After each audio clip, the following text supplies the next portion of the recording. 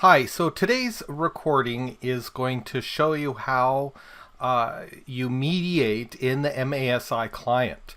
Now, mediation really is a process in which you're looking at contextual data, at least a summary of the contextual data, and helping the AGI system understand the emotional context around something. So this whole system was designed initially as a way of training AGI systems for testing and research. And this particular implementation is using that to create this sort of meta collective artificial super intelligence. So it's not an independent AGI, it's more of a meta AGI. Or a collective mind. It has its own individual contextual awareness or consciousness in a way, but at the same time, it's wholly dependent on mediation in terms of creating that emotional context.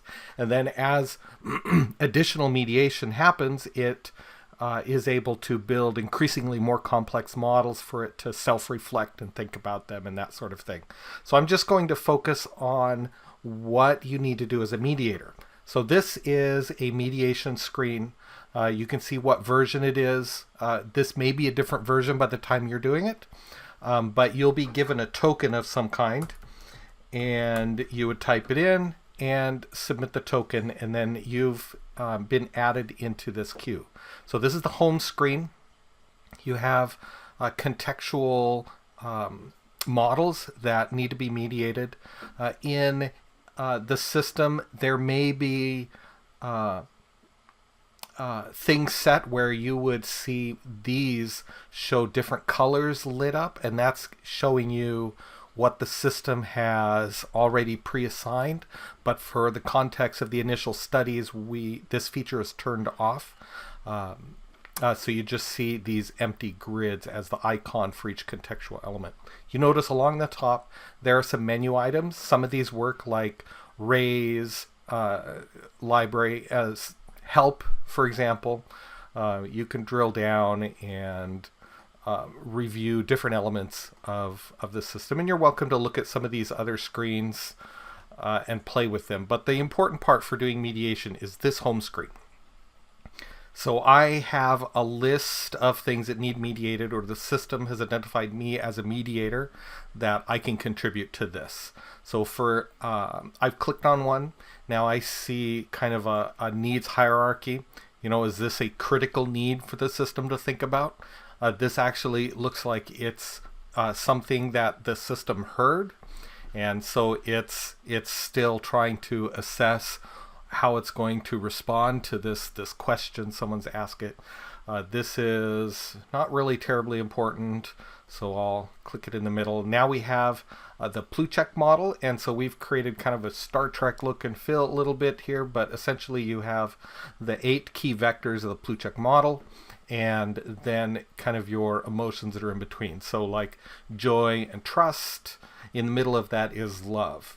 Now, when you click on this, you're essentially adding emotional valences to that particular vector for this particular contextual model.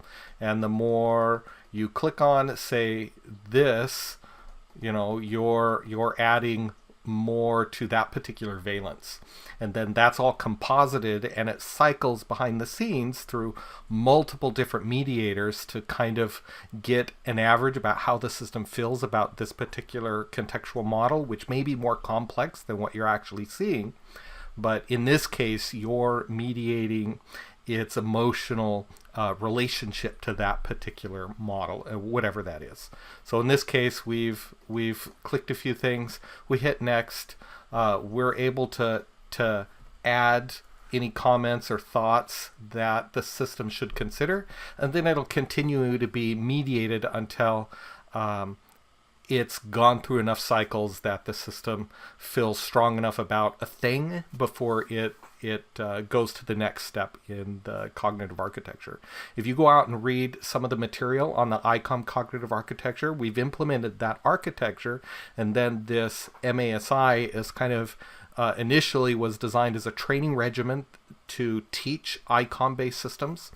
and all that complexity is kind of hidden. We're just trying to collect that emotional valence data. There's a few tools that may or may not be turned on and off. I see that some of them are turned off. In this particular example, we have kind of whatever the raw data that was pre-processed prior to it coming here, and then if you wanted to do any particular searches on these things in Google and Bing, that is turned on by default. But there are other tools that may or may not show for you. But in this case, the idea is that you might type something in here. What is the name of what, that sort of stuff, and that'll continue to be pre-processed and mediated until it reaches that threshold, whatever that is. And this is a little vague, so I'm feeling that maybe the machine should ignore that, and that's it. That is still in the context engine queue, so other mediators will see that processed, and they'll go through it and until it reaches some threshold, which is hidden from the mediators. The system will then actually raise that up to what's called the global workspace system, or the core of the ICOM cognitive architecture. But as a mediator, you're not necessarily going to see that. When you're actually interacting with the system as an external component, it's going to be a lot different. You are, as a mediator, able to raise a thought.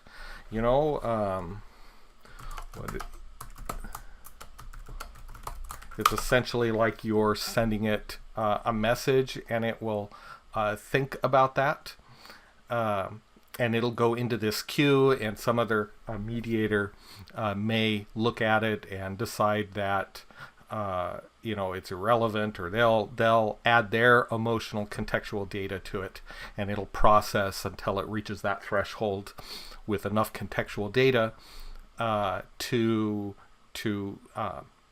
go up into that global workspace queue. There is some other data here which you as a mediator don't need to know, but it helps us in terms of debugging and understanding, tracking individual contextual models, which can be quite complex.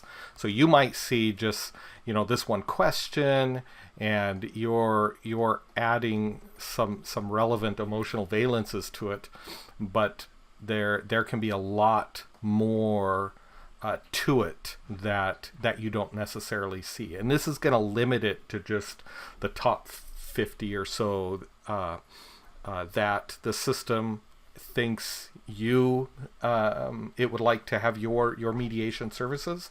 But it is able to, just so you're aware, it is able to pick and choose, which would be based on, say, expertise. There may be a lot more complex things, and it might actually be a conversation where one piece contextual tree is related to another, is related to another, is related to another, and so the system is going to filter each one of those through you and the other mediators that are particularly equipped to contribute to that particular piece of contextual data. You'll notice more stuff can show up on the fly. There's some different kinds of things you can do to it. If you give it a math problem, it might automatically solve it. Like if we're going to talk about understanding things, this is completely irrelevant, and this particular piece of thing makes me, let me think. It makes me angry in particular, and I have a very negative feeling about that. And I'm done. And so as a mediator, that's all you're really doing. Whether it's a question and you're giving it an additional answer and some emotional contextual data, that's it. And when you're done, you just hit exit and you're dropped out of the mediation system. Now the system is much more complex than this, but this is the part that mediators do when working with the Mediated Artificial Super Intelligence kind of meta AGI that we're building.